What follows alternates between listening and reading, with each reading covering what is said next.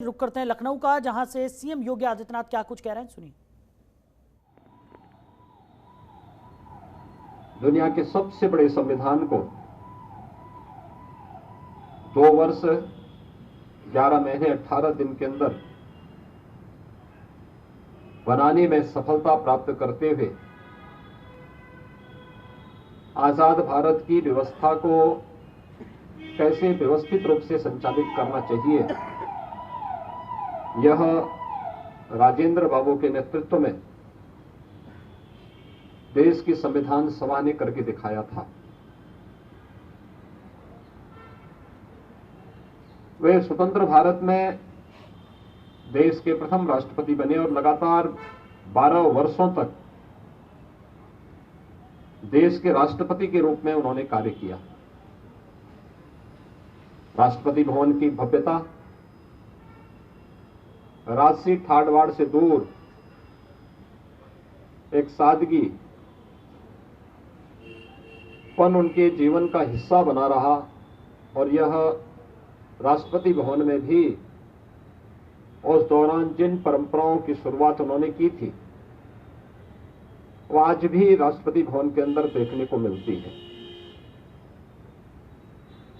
हम सब जानते हैं, स्वतंत्र भारत में जब भारत की मानबिंदुओं की पुनर्स्थापना की बात आई, 1951 में सोमनाथ मंदिर के पुनरुद्धार कार्यक्रम में तत्कालीन सरकार के विरोध के बावजूद वे गए थे और उन्होंने इस बात को बड़े मजबूती के साथ कहा था कि सोमनाथ मंदिर का पुनरुद्धार भारत और भारतीयता को दुनिया के मंच तक पहुंचने और भारत की आस्था के सम्मान के साथ जोड़ा जाना चाहिए। और उस समय उन्होंने उस कार्यक्रम में जाकर के इस बात का उल्लेख किया कि हजारों वर्षों से इस पावन स्थल की हम पूजा करते रहे हैं, ये हमारी आराधना और हमारी आस्था का केंद्र बिंदु है। अनेक सम विषम परिस्थितियों का सामना करते हुए इस स्थान ने उन चुनौतियों को झेला है, उसका सामना किया है और आज मैं अपने आप को गौरव की अनुभूति करते हुए जब मैं इस अभियान के साथ जुड़ करके सोमनाथ मंदिर के पुनरुद्धार के कार्यक्रम के साथ जुड़ रहा हूं, भारत गणराज्य के राष्ट्रपति के रूप, भारत के पहले राष्ट्रपति के रूप में उनका यह उद्घोषणा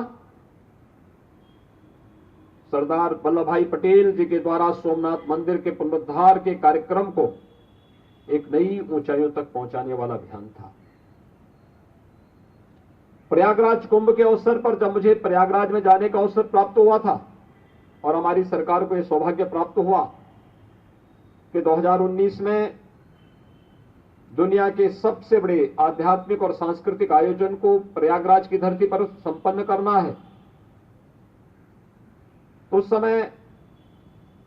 किले के अंदर जाने का मुझे अवसर प्राप्त हुआ था और मुझे जब किले के अंदर में गया तो मुझे बताया गया था कि किले में प्रेसिडेंशियल सूट है। मेरी जिज्ञासा हुई, भाई किला तो मुगल काल का है, फिर प्रेसिडेंशियल सूट का मतलब क्या है? तो मुझे बताया गया था कि राजेंद्र बाबू यहां पर कुंभ के दौरान तो आते ही थे, हर वर्ष माघ मेले में कल्पवास के लिए भी आते थे। भारत की परंपरा और आस्था के प्रति क्या उनका लगाव था, यह आज भी देखते हुए बनता है। मित्रों, डॉक्टर राजेंद्र प्रसाद जी का व्यक्तित्व बहुत विराट था, वे महान थे और अपनी महानता के कारण ही आज उनके जन्म दिवस को पूरा देश, क्योंकि वे पेशे से पहले शिक्षक थे फिर अधिवक्ता हुए, यानी प्राध्यापक पद को छोड़ करके उन्होंने उस समय एलएलएम की डिग्री ली थी, उस कालखंड में ली थी और फिर अधिवक्ता की अच्छी खासी प्रैक्टिस करते हुए उन्होंने गांधी जी के उस समय के स्वाधीनता आंदोलन के साथ जुड़ करके भारत की स्वाधीनता के लिए वे निरंतर कार्य करते रहे, आजीवन कार्य करते रहे। और इसीलिए सरकार ने इस बात को यहां पर तय किया है कि उत्तर प्रदेश के अंदर बनने वाला हमारा नया नेशनल लॉ यूनिवर्सिटी का नाम डॉक्टर राजेंद्र प्रसाद जी के नाम पर होगा और वह कार्य हमने प्रयागराज में प्रारंभ कर दिया है। आज के इस अवसर पर मैं भारत माता की इस महान सपूत, भारत की संविधान सभा के अध्यक्ष और देश के प्रथम राष्ट्रपति डॉक्टर राजेंद्र प्रसाद जी के श्री चरणों में कोटि कोटि नमन करते हुए उन्हें विनम्र श्रद्धांजलि अर्पित करता हूं। जय हिंद।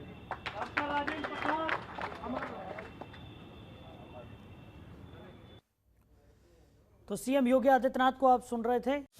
खबरों के निष्पक्ष विश्लेषण के लिए सब्सक्राइब करें Janatantra TV and press the bell icon. Never miss any update.